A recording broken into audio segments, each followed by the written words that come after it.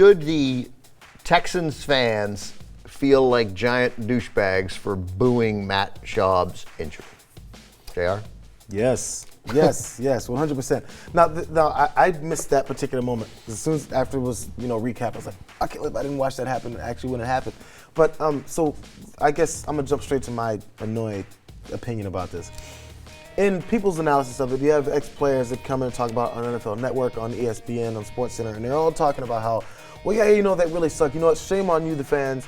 Chris Long, who sacked Schaub when he got injured, even tweeted about it and said, if you were a fan at the stadium when that happened, you should be ashamed of yourself. You make you make your fan base look bad and your bad impression on young kids. All that stuff. Great. In this, you have to, for some reason, there has to be this caveat where they say, no, it was the blemish of a few bad fans that make the whole fan base look bad. If it was a few bad fans, we wouldn't have heard it. There's a few bad fans that boo at ridiculous points at all moments. There's a few bad fans that see an obvious pass interference call that their team didn't with, oh, that's not pass interference. You don't hear them because there's only a few stupid bad fans like that. When it's audible like that, no, I'm not saying the whole city of Houston who roots for the Texans are bad guys, but that was pretty. I'll say that. But like it's the fan base there, those fans in that stadium, even if you weren't the first to do it, you joined in on the chorus. You're a bad guy. I know, but like as analysts, I think we're a little ivory tower on this stuff. I mean, when's the last time you were at a game? I was at a Knicks-Pacers playoff game, in this last playoffs. And the fans around me were rabid because they're fans. They're not sitting there in their studio and stuff. They hate Melo, right? And they're like, you bum, pass it, shoot it already. What's the goddamn it, pass, shoot, right? They're not thinking rationally. They're just, they're really riled up.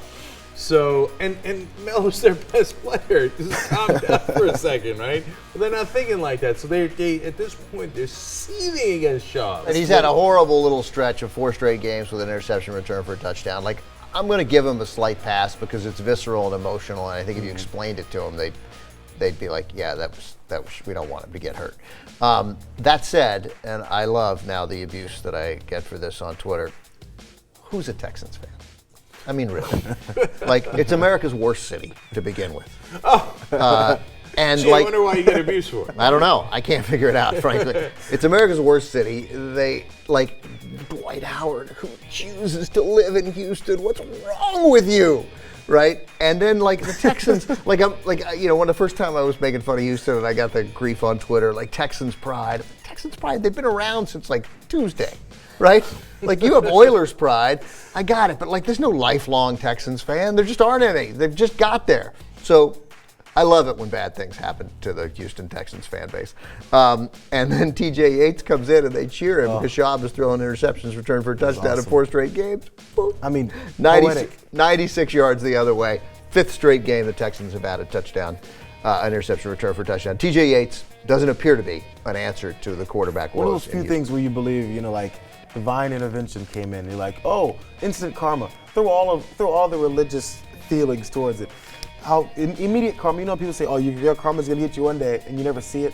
We saw it in the same game. Like, oh yeah, TJ Yates, come on, this one probably sick of this bum throws pick sixes all the time. Yeah, that's right. And he does it immediately. Like, immediately. Everyone who was booing has to sit down and go, oh. I loved it. I loved every second of it. I just feel bad for Arian Foster because he's doing yeoman's work. He's trying, he's a warrior, and he's trying to get them single-handedly.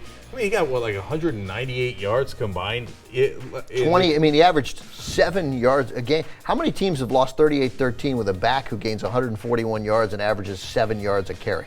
Right. And caught 4 passes for 57 yards. Right. Like, I mean, the guy had 200 yards of offense. That's right, on a team that's desperate. They're miserable in every other way. And he's trying to carry them on his shoulder, but they're just too heavy. The reason why I wouldn't be that discouraged, in all sincerity, about the Texans, is that if Schaub's injury is not that serious, it was an ankle injury Chris Long landed on. If his injury is not that serious, like those stats and the fact that they had the Seahawks beaten and the fact that they've thrown 5 straight pick sixes, that's not going to continue. Like, there's a degree of randomness to that. You would have said that 2 weeks ago. They can bounce back. They can bounce back.